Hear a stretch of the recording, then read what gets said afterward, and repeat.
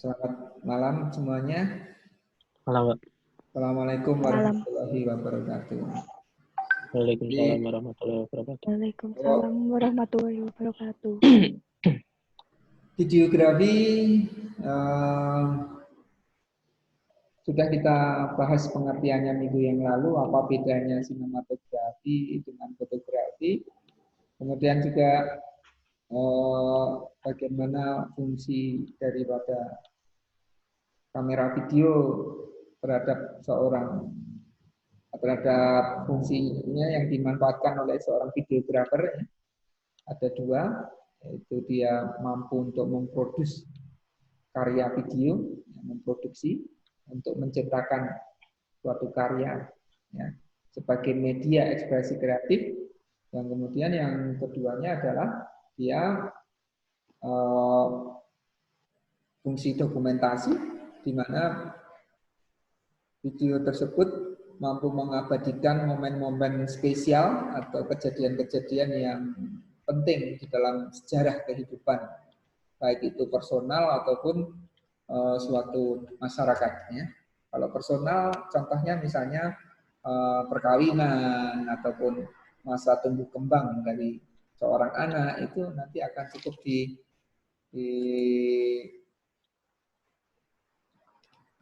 dilihat kembali melalui video tadi. Ya, jadi diabadikan melalui video dan bisa menjadi kenangan, menjadi memori yang masa lalu. Ya. Termasuk kuliah kalian ini, ya. Kuliah kalian ini kan nanti diupload di YouTube, ya kan. Nanti kalau kamu nanti sudah jadi kakek-kakek mau lihat cucumu dulu, Pak, kakek ini kuliah seperti apa, ya, terabadikan di YouTube, ya. Jadi suatu saat sepanjang YouTube-nya masih tidak dihapus, ya. Jadi kuliah kalian ini akan terabadikan. Ini fungsi dari video semacam itu. Lalu melihat kemampuan daripada videografi yang bisa merekam informasi, gagasan ataupun suatu peristiwa, ya. Jadi maka tentu ini akan sangat memiliki peran vital di dalam kehidupan di era modern. Ya.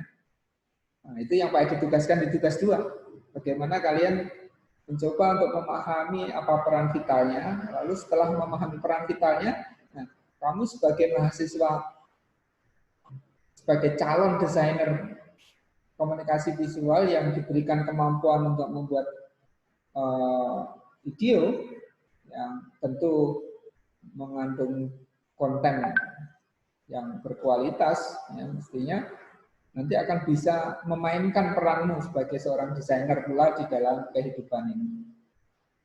Entah peran di dalam profesi, sosial, budaya, politik, bahkan hukum, videografi merambah semua aspek kehidupan. Karena itu media baru, media mutakhir yang teknologi sekarang ini dengan gadget yang ada di tangan pun orang bisa membuat sebuah karya videografi yang bisa mengandung beragam maksud, ya, mengandung gagasan, mengandung ide, mengandung pesan, informasi atau memori yang tentu ini akan disampaikan untuk memenuhi tujuan-tujuan tertentu. Ya. Nah, baik. Coba Adi ingin Tony, ya. Coba kamu apa yang sudah kamu kaji dari tugas yang 2 gitu ya. Silakan kamu coba paparkan di sini, ya.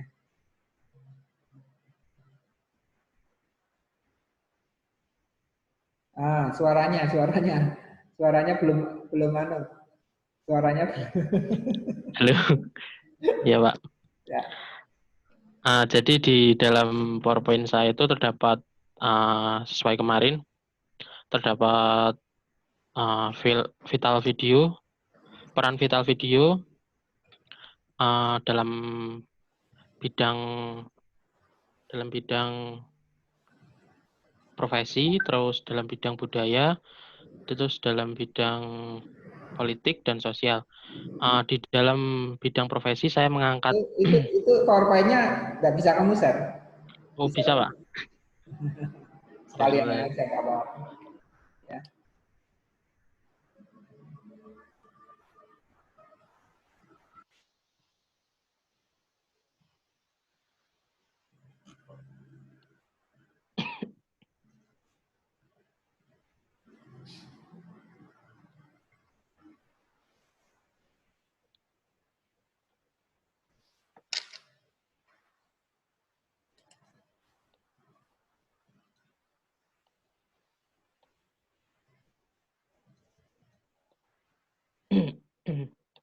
Dalam bidang politik, dalam bidang profesi saya mengambil salah satu tokoh, yaitu Gubernur Jawa Tengah, yaitu Bapak Ganjar Pranowo.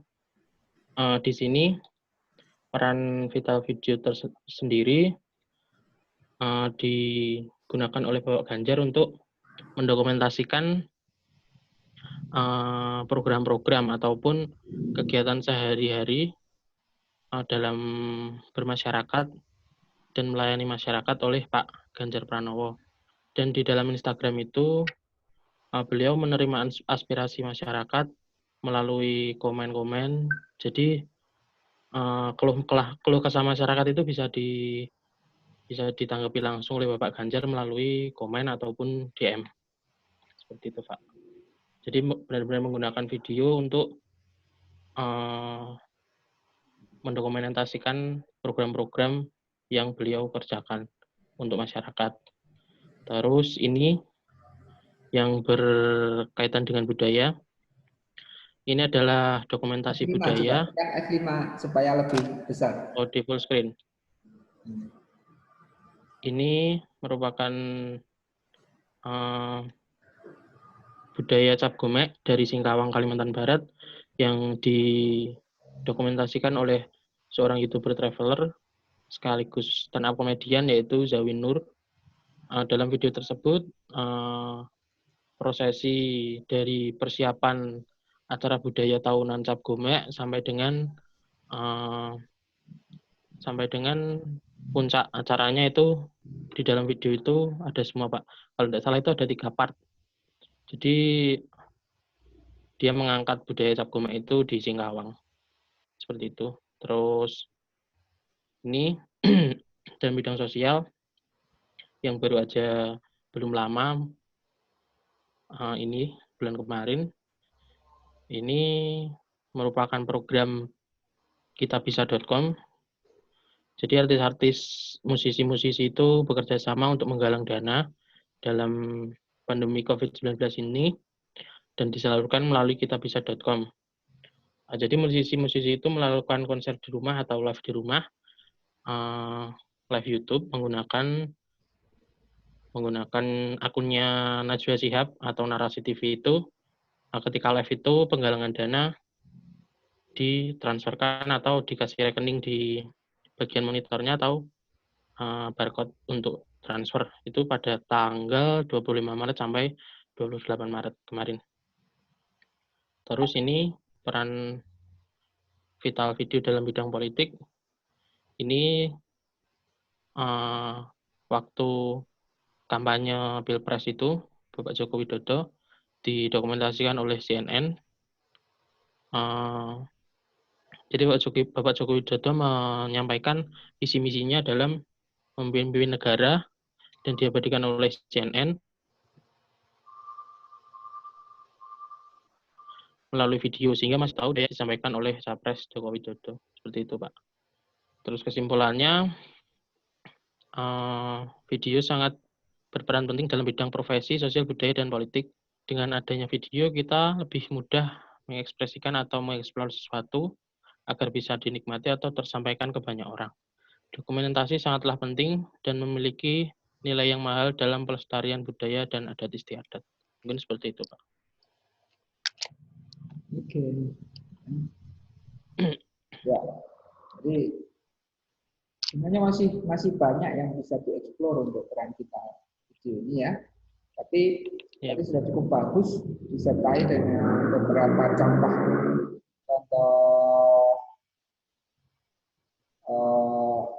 penerapannya, ya, contoh kasusnya ini, gitu ya. Memang kita nggak bisa lepas sekarang ini media kita, media video. Walaupun suara juga tidak misalnya radio kita juga tidak apa ya tidak usang juga. Bahkan sekarang ada podcast ya, podcast yang mana itu siaran audio yang terprogram juga yang bisa dinikmati sambil jogging, sambil aktivitas. Kalau video kan kita perhatian kita ke mata kita ke konten video tadi. Tapi kalau suara bisa juga dengan sambil beraktivitas. Bagaimana kadang-kala menggunakan musik, tapi itu merupakan rekaman audio entah siaran, entah cerita, entah apapun. Ya, nanti di media publikasi itu akan muncul pembahasan tentang itu juga. Baik, Saudara Irham, silakan Irham. Kamu gimana Irham? Tugas juga sudah dikerjakan, video kontennya, video presentasinya. Sudah. Tapi ini kan tadi yang presentasi. Nggak dengar suaranya? Nggak dengar. Halo?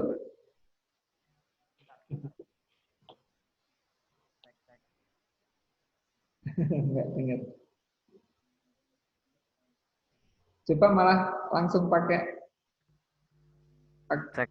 Oke. Kedengaran nggak Pak suaranya? Tapi kecil suaranya. Ini emang speakernya kecil ya Pak. Ini pakai apa laptop? Ini pakai komputer Pak. Pakai komputer? Iya. Oke, agak keras saja, agak keras suaranya supaya. Ya, silakan. Ini ya nanti agak keras sedikit. Nah, saya share screen ya Pak ya. Ya, silakan. Ya. Saya bentar.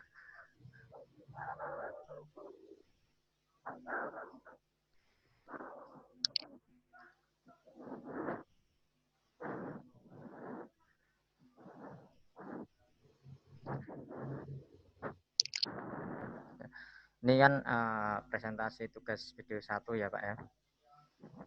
Langsung ini kan peran vital videografi dalam di kehidupan. Nah, ini saya tak kasih intro dikit Pak, ada pengertian terus manfaat dan perannya juga. Ini yang intinya di sini langsung tak jelaskan semua apa intinya aja Pak. Ya, silakan. Ya dari awal aja Pak ya. Ya langsung aja Pak. Nanti kelamaan. Ya, sebentar. Ini kan ada dalam profesi, budaya, sosial sama politik. Ini dari profesi dulu. Ini saya cuma menjelaskan secara globalnya aja Pak. Ini kan perannya itu ya dalam profesi itu, peran videografi dalam profesi itu penting Pak. Karena terutama sebagai sarana untuk membangun suatu koneksi dari suatu perusahaan ke perusahaan lain atau vendor atau klien. Dan juga videografi menjadi salah satu varian dari pengiklanan atau promosi yang sampai sekarang masih banyak dilakukan oleh sebagian besar. Dan ini saya ambil dari iklan Gojek, salah satu aplikasi online ojek online yaitu Gojek. Dan ini salah satu ya fungsinya itu tadi Pak, dari segi profesi yaitu untuk menawarkan suatu promosi. Terus yang kedua ini salah satu contoh rapat dari profesi, jadi rapat menggunakan video Pak. Gitu ya. Ini peran videonya videografi juga di situ, jadi untuk memudahkan berkomunikasi antar klien dengan klien, perusahaan atau vendor. Tuh. Terus lanjut lagi ya Pak ya. Terus dalam budaya ini seperti kita ketahui bahwasanya negara ini memiliki banyak ragam budaya yang banyak dan indah. Dan disayangkan apabila hanya kita yang menikmati budaya itu. Dan pentingnya videografi sebagai sarana publikasi dari budaya. Jadi tidak kurang lain tidak lebih yaitu sebagai publikasi Pak. Terus Dan juga videografi itu juga menjadi salah satu sarana untuk melestarikan budaya. Jadi seperti yang kita lihat zaman sekarang, Pak. Jadi teknologi kan semakin maju, semakin berkembang, dan budaya itu kan cenderung ke etnis ya, Pak ya. Dan kan bahasanya kalau orang menilai itu kuno seperti itu. Jadi gunanya videografi di sini, jadi setiap pengembang budaya itu menggunakan sarana videografi sebagai itu tadi untuk pelestarian budaya, mungkin nanti untuk anak cucu atau keturunannya bisa menikmati budaya tersebut melalui videografi itu. Dan di sini ada saya ambil contoh, ini ada video jaranan dan ini direkod ya, mungkin ini tujuannya untuk kenang-kenangan semata mungkin sama publikasi. Cuman secara tidak langsung ya nanti mungkin anak cucu dari pemain ini suatu saat juga melihat, oh ini aksi kakek saya, dan mungkin bisa mengembangkan lagi budaya jaranan tersebut. Dan ini juga ada tari perang yang tujuan fungsinya juga sama. Terus kembali ke dalam peran sosial. Dan dalam peran sosial ini sebagai makhluk sosial, manusia tidak lepas dari yang namanya komunikasi, Pak. Jadi dalam penyampaian ide atau gagasan pasti sangat dibutuhkan komunikasi secara verbal maupun non-verbal. Pada zaman dulu, seorang memberikan informasi itu dari face to face, secara langsung, dan seiring berjalannya waktu manusia mulai menggunakan teknologi. Dan jadi untuk berkomunikasi tidak perlu kita mendekatkan secara langsung, kita bisa dimanapun dan kapanpun, tak terbatas waktu dan jarak. Gitu. Kemudian untuk contohnya, ini ada yang ya fenomena yang sekarang kita rasakan ya, Pak ya, di mana ini ada wabah COVID gitu kan, dan ini juga berpengaruh ke aksi social distancing untuk pencegahan COVID tersebut. Dan di sini ada video bahwasanya yang kalau orang biasa itu mungkin duduk semua untuk berdempetan atau berjejeran itu seperti biasa. Cuman karena sekarang itu zamannya COVID atau virus corona itu, jadi mereka mengampanyekan bahwasanya kita itu harus menjaga jarak untuk mencegah penyebaran itu. Dan ini yang bawa ada talk show, ya ini termasuk peran videografi dalam sosial, yaitu untuk memvideokan suatu talk show. Jadi talk show tidak hanya dapat didengar oleh orang sekitar yang atau audien langsung, akan tapi juga bisa didengarkan oleh audien dari tempat lain juga dengan melalui video itu, Pak. Ya, kemudian balik lagi ke dalam politik ya, Pak. Ini dalam peran politik, ya jadi videografi sama politik itu seperti berkaitan, Pak, erat. Jadinya untuk politik itu kan biasanya kita ada suatu kampanye dari salah satu mungkin petinggi ataupun parpol yang ingin mengampanyekan partainya tersebut, dan itu tidak cukup menggunakan audio, Pak, karena kita membutuhkan juga contoh figur yang itu dapat dilihat dan dirasakan oleh para audien itu yang, dan ini peran videografi juga sangat penting karena apabila salah satu kampanye itu dibungkus dalam video yang menggunakan teknik videografi yang baik sehingga menyesuaikan minat dan budaya masyarakat, maka masyarakat akan mudah menerima dan mungkin akan merespon secara positif. Dan untuk contoh, ini saya mengambil contoh tahun kemarin yang sedang ya mungkin panas di tahun kemarin, 1 tahun ini pas mungkin ya, salah satunya yaitu agenda Pilpres, dan ini saya mengambil agenda debat Capres yang ini disiarkan oleh salah satu TV di Indonesia. Dan ini dari sini mungkin kalau tidak ada videografi kita nggak tahu apa yang digagaskan dari suatu kedua capres itu apa. Mungkin biasanya menyampaikan pendapatnya masing-masing lah. Dengan debat capres ini disatukan menjadi satu dan mengutarakan gagasannya masing-masing, terus dan disaksikan oleh banyak orang gitu. Jadi nggak cuma yang menyaksikan di dalam gedung atau di audiens secara langsung, tetapi orang jauh pun juga bisa melihat melalui videografi itu. Kemudian dan di sini yang bawahnya itu masih berkaitan sama yang atas. Jadi setelah pasca Pilpres itu kan masih ada agak memanas ya, Pak, antara dua kubu itu. Dan di sini video ini juga termasuk tujuannya untuk menenangkan. Jadi masuknya ke sosial juga. tapi ini lebih ke politik juga. Jadi untuk menenangkan kedua kubu. Dan di sini ada seorang yang membuat video kreatif, yaitu dengan meniru salah satu ikon produk roti yang mungkin kita tahu semua ya Pak modelnya. Itu yang ada tiga orang itu satu keluarga, kemudian mereka ngobrol dan obrolnya itu menyangkut tentang bahwasanya nggak perlulah kita kubu-kubuan lagi karena sekarang Indonesia sudah dipimpin oleh satu orang. Ya mungkin itu Pak tadi dari saya tadi pentingnya videografi. Ya mungkin sekian Pak ya. Oke. Ya. Baik. Benar Pak.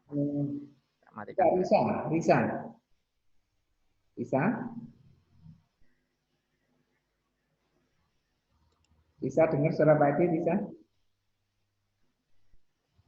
Halo Risa? Risa?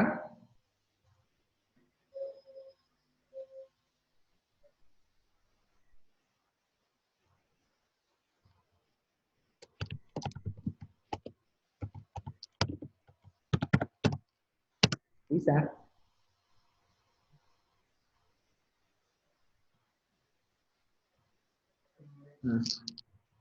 Ditinggalnya ngendi.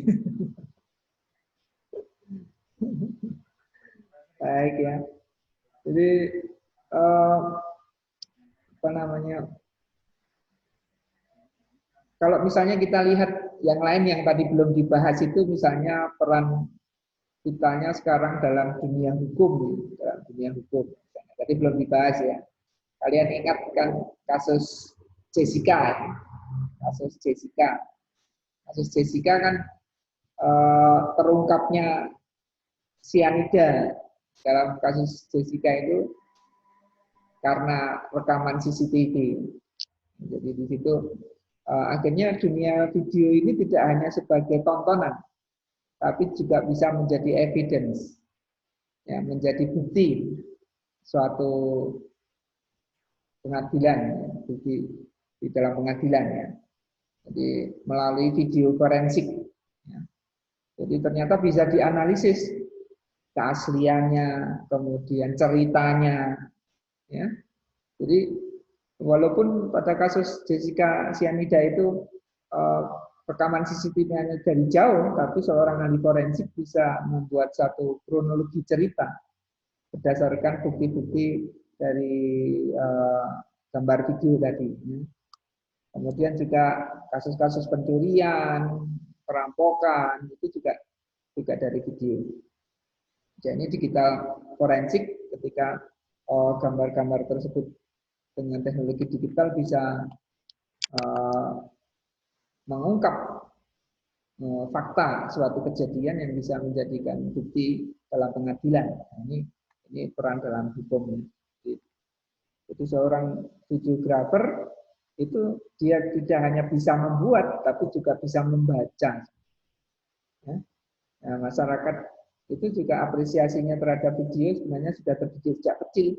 Anak-anak kecil itu sudah melihat video kan, film kartun, ya, sampai nonton sinetron itu, mereka bahasa gambar juga sudah mulai mereka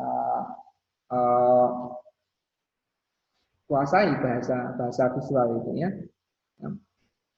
Nah ini, oke, Risa, mana nih Risa ini? Halo Risa. Risa ini kok beku gimana nih Risa? Ya. Baik, nanti sebelum tentu kecakapan kompetensi dalam mengkomunikasikan ide, gagasan, pesan, informasi dalam bentuk bahasa visual ya, terutama dalam bahasa video ya. Video ini kan suatu bahasa rupa. Jadi suatu bahasa rupa yang dimana kamu bisa mengkomunikasikan secara kasat mata, bisa dilihat dengan matanya. Nah ini maka kecakapan-kecakapan itu harus kita olah, explore ya nanti di dalam sebagai salah satu kompetensi pokok desain komunikasi visual. Jadi kalian harus mampu untuk mengkomunikasikan dengan bahasa video ini, bahasa rupa video ini. Tentu nanti bagaimana komposisinya, bagaimana teknik pengambilan gambarnya, tentu kita akan eksplor di dalam mata kuliah ini. Sehingga struktur dari bahasa rupanya ataupun komposisi ya, visual agar menarik, kemudian juga termasuk konten, bagaimana mengemas isi dari video tadi, ya, itu bisa dikomunikasikan dengan baik, maka itu perlu latihan. Kuliah kita sebenarnya di beberapa mata kuliah lanjutannya nanti kita akan mengeksplor kemampuan videografi ini ya, itu ke dalam beberapa mata kuliah lanjutan di tingkat semester atas. Ya. Jadi hampir mungkin setiap semester kamu akan bergaul dengan persoalan videografi. Mungkin untuk kepentingan-kepentingan bermacam-macam, dari film dan animasi, media publikasi, mungkin juga manajemen periklanan ini, ataupun beberapa mata kuliah Pak Edi lihat juga misalnya contohnya Pak Edwin kadang-kala itu memberikan tugas untuk anak-anak grafis ini, laporannya tidak hanya laporan yang bentuknya tradisional paper berupa kertas, ya, tulisan. Nah, walaupun itu Pak Edi juga sering kadang-kala menggunakan tulisan tangan ya untuk kepentingan tertentu. Namun dalam bentuk video juga